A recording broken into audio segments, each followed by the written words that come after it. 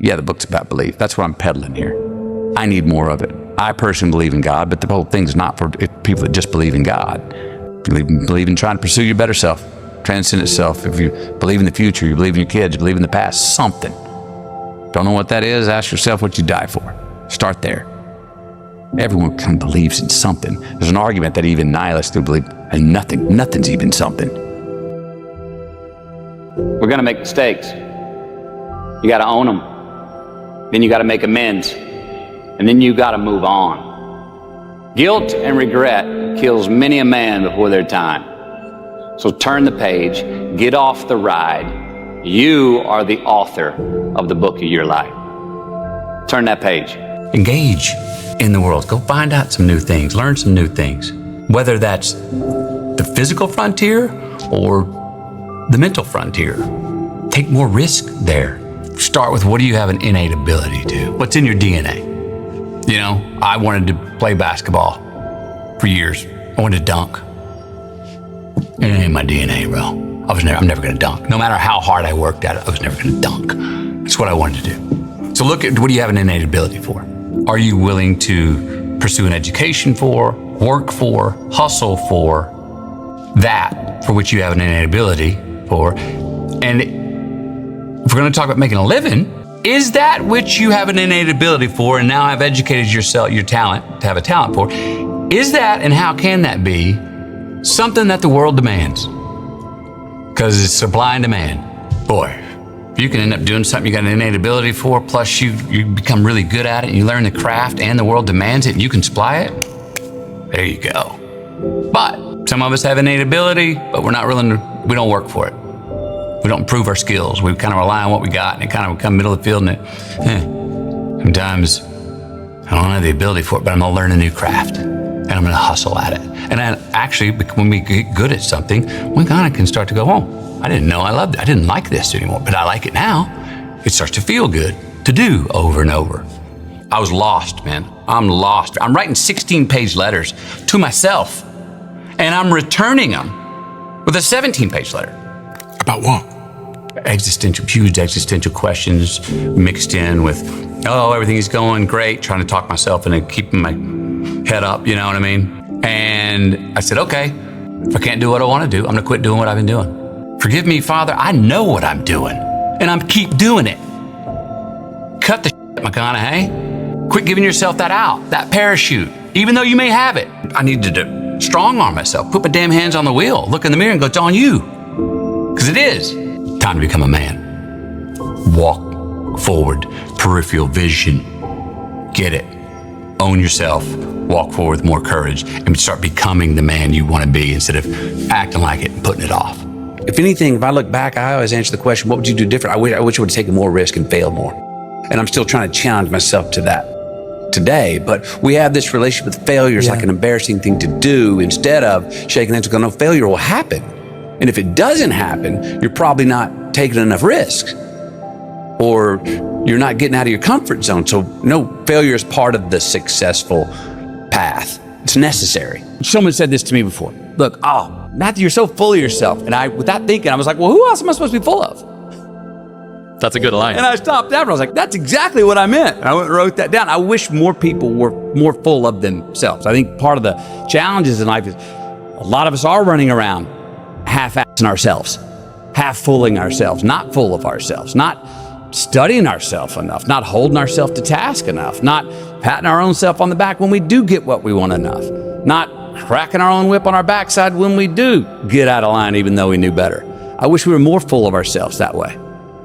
You know, we always say, well, who are you? You know, once you figure out who you are, and we ask, I try not to ask my kids that now. Well, I want you to know who you are. And a part of that who's helped me is Bob Dylan's lines, like, I don't know what all this talks about who we are, man. We are all just what we create ourselves to be. And that gives me a little, oh, that's relaxing. But it's so much easier to figure out who you're not. And if you start eliminating the who I'm not, by sheer mathematics, you end up moving toward who more of what feeds you and who you are. And it's a hell of a lot easier thing to go, how can I get rid of some bullshit in my life, than it is to go, well, how do I go to my true self? Do I want to press the accelerator more quickly, or do I want to take my foot off the brake? Right. Sometimes the hard work and the endurance and the elbow grease, the work harder, we were talking about, that hustle is not the way out. Sometimes it's, I need to back up, laugh, have a sip of my favorite whatever, and dance my way through the raindrops out of this subject. Maybe it's not banging your head on the wall. Maybe it's backing up and seeing, oh. I spend a lot of time in my brain. I'm a thinker. I probably have to remind myself more to live and to allow that. The body express, let the action dictate the thought rather than the thought dictate the action. Too many of us just lay back and go, Inshallah, if God's willing, hey, it's about fate. If it happens, it happens. I don't, my hunch is that that's not, that if there is a God, he's going, well, yeah, but take responsibility for it. You can make choices that will have consequences and put your hands on the wheel. Yeah. I thought 90% of my successes in life were going to be the stuff I engineered. I moved it. The majority of the big spiritual things happen in my life, I didn't do it. It happened. Did I get myself out the door? Yeah. Did I put on my proverbial shoes? Yeah. You did your part. But it happened. To me. I wasn't making the math. I wasn't making the poetry. What have you learned about choosing a good partner? Well, I'm still learning, but sometimes you're running and the other one's walking. And it's okay to be ahead, but don't lose sight. Don't get so far ahead that you leave your mate lost back there going, somebody's real healthy, the other one's on IR. But we're still on the same team. That takes patience by the one who's healthy and takes persistence by the one who's on IR. But you gotta wait up to hold that hand to go, we're still doing this together, even though maybe in this zone right now in my life, I'm flying and you're walking. So certain things that I find, well, she's flying and I'm walking, you know? And so navigating that, how we change as we grow up, and measuring that against who we initially fell for in the first place and seeing, well, they are still that. But of course they changed. Hell, I've changed. I want to say, you know, and a lot of times I know we say it, I said, well, you've changed. I was like, well, heaven, yeah, I've changed. I'd hope so. Yeah. You know, and doing that with a partner is part of the work, I think, of a relationship. Have we forgotten how to say, sorry, dude, I didn't, that's what I mean. I did not know that's how you were gonna, I didn't mean for it to land on you. Like, that's not how I meant it. Have we forgotten to do that? And aren't we getting tooled by the lawyers in the world to say, just litigate it, dude, too. Whoa, what happened to, hey man, my bad. Stuck my foot in my mouth, man. I bogeyed. Sorry. Now, if I come back and do it to you next week and the next week after, shame on me. Repeat offender, man. You can forgive me, but don't trust me. I need some reparations. I got some work. I need some rehab. All right? I expect perfection from myself a lot. And I don't reach it. And I know I can, or I believe I can. And I don't want to quit believing I can. That's sort of where I find myself in approaching life. Keep going for perfection. Keep finding that reality comes in under that. And you will have climbed more stairs, if we're going to have a vertical, by the end. You will have had more quality. Your roots will have been deeper and wider, inside and out, vertically and to the south, than if you didn't chase that perfection. The challenge for me is when reality comes in and it's served and the bell's rung and there's no more time to take the test, when you see that you didn't make 100 and you made an 88, how quickly can you go, instead of going, oh, dude, or how quickly can you go, all right, 88, not bad. Money's king today. It's what makes the world go round. It is success. The more we have, the more successful we are, right? Now, I would argue that our cultural values have even been financialized. Humility is not in vogue anymore. It's too passive. It's a get rich quick on the internet, rich is 15 minutes of fame world that we live in, and we see it every day. But we all want to succeed, right? So the question that we got to ask ourselves is what success is to us, what success is to you. Is it more money? That's fine. I got nothing against money. Maybe it's a healthy family. Maybe it's a happy marriage. Maybe it's to help others, to be famous, to be spiritually sound, to leave the world a little bit better place than you found it. Continue to ask yourself that question. Now, your answer may change over time, and that's fine. But do yourself this favor. Whatever your answer is, don't choose anything that will jeopardize your soul. Prioritize who you are, who you want to be, and don't spend time with anything that antagonizes your character. Don't drink the Kool-Aid, man. It tastes sweet, but you will get cavities tomorrow, all right? Life is not a popularity contest. Be brave, take the hill, but first answer that question, what's my hill? Is there something that you try to remember about the upside of a crisis during a crisis, or do we just need to ride that out? Zooming out would be so beautiful, and in retrospect, if only you could give yourself the gift of distance, of time. Yeah. And yet you know something hard is going to come again, and you're going to be swept away by the wave. I mean, for me, I think it's an obvious dance to the both, because you can't jump to the objective right away and go, inshallah, oh, fate'll have it, this too shall pass, I'm fine. No, because then you don't deal with the crisis. I do have a pretty quick threshold for being able to laugh, like honestly start giggling when I'm in the because I've found that I'm able to handle this better if I just the quicker I start going, are you kidding me?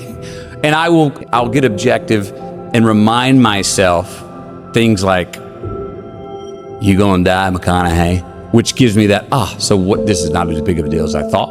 I don't see that.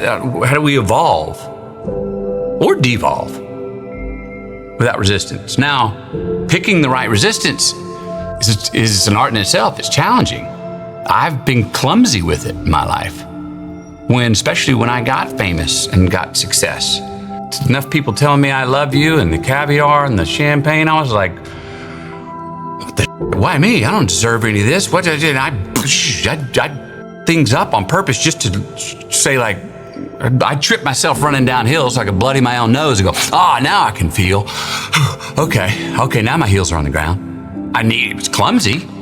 So I don't think we need the kind of resistance that we create that can harm us or get in our way for getting in our way's sake, because I've come to learn, and I think we all are, no, when things are going really well, resistance is gonna come. If you have any ambition, resistance is gonna come. We often see resistance as a form of failure and something that we should endeavor to avoid. You think about the avoidance of like people building families, or even, many people consider that we're living in a bit of a comfort crisis. This is slightly a different sort of analogy, but most of the diseases that we have today, whether they're diseases of the mind, like, people feeling lonely and isolated, or physical diseases, 80% of Americans getting back pain, but no one in the Hadza tribe in Africa getting back pain.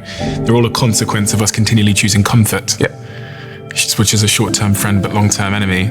And resistance, I think, is something increasingly we can choose, opt out of. It's a choice too.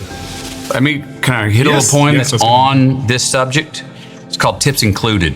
And I wrote this based on participation trophies, entitlement, how too much of something can be just as harmful as not enough, how we all need good fortune, good fate, and charity sometimes, but we shouldn't rely on that. Okay? It's called Tips Included. When extra credit's included, credit doesn't get us due. When more gives us less, the exchange rate's gonna skew.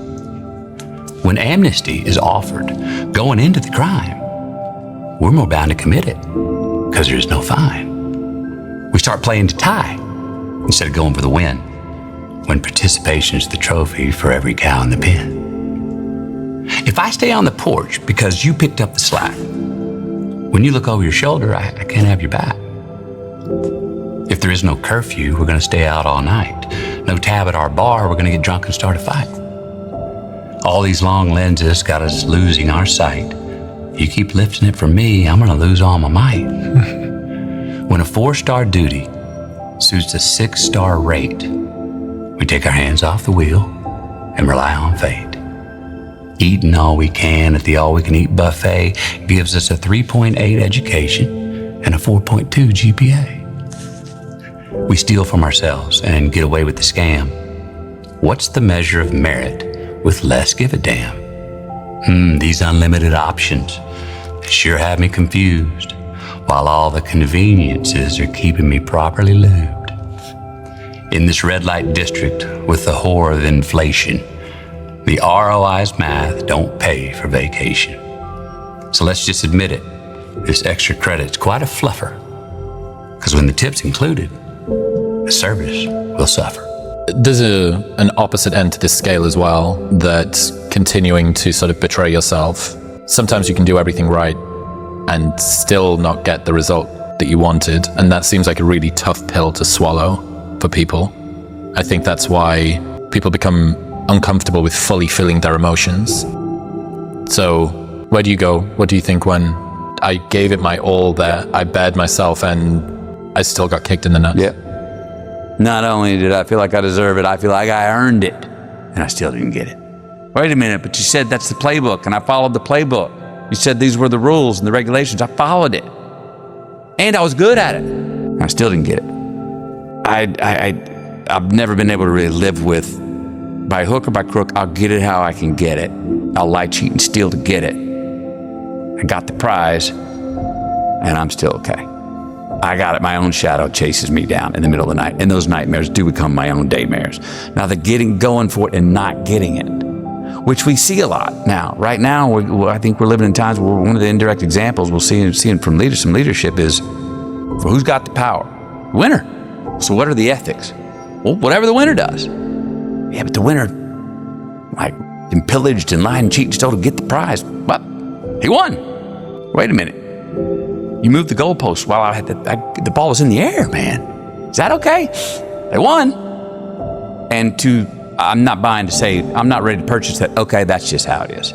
I'm in no way foolish enough to think that everybody out there is on their best behavior. No, me neither. But I'm not ready for just, hey, however you can pull it off and however many people you crumple along the way, there ain't no rules, regulations. Oh, and actually, if you do follow the rules, you're a sucker. What's the game for then? We're going to get dizzy on that. That's going to self-implode. That's not the wild, wild west. That's more than that. That's upside down and backwards and the foot's on the other shoe. That's not going to last. That doesn't have any long-term ROI for us personally or collectively as humanity, I don't think. So I think that's my hunch, is that we start with that. Everyone, no matter how much they're thinking globally or collectively, it all starts with something very, very personal. And that's where a revolution could begin. A revolution of evolution would begin, that each person goes, I'm going to go one step further. As I talk about to salvage my character, or one step further before I pull the parachute, quit. What does it mean to be a good friend? A good friend reminds their friend the best in themselves, the truth in themselves, whether it's hard things and helping them kind of renegotiate, or showing to them objectively, hey, I see who you are. You've shown me who you are. And then when I'm over here going, and I take great pleasure in seeing you succeed without me. A good friend really takes honest and earnest pleasure in seeing their friend succeed without them. Wow, that's powerful. And to my hero, that's who I chase. Now, when I was 15 years old, I had a very important person in my life come to me and say, who's your hero? And I said, I don't know, I got to think about that. Give me a couple of weeks. I come back 2 weeks later. This person comes up and says, who's your hero? I said, I thought about it. You know who it is? I said, it's me in 10 years. So I turned 25 10 years later. That same person comes to me and goes, so are you a hero? And I was like, not even close. No. She said, why? I said, because my hero is me at 35. So you see, every day, every week, every month, and every year of my life, my hero's always 10 years away. I'm never going to be my hero. I'm not going to attain that. I know I'm not. And that's just fine with me, because that keeps me with somebody to keep on chasing. So to any of us, whatever those things are, whatever it is we look up to, whatever it is we look forward to, and whoever it is we're chasing, to that I say amen. To that I say, all right.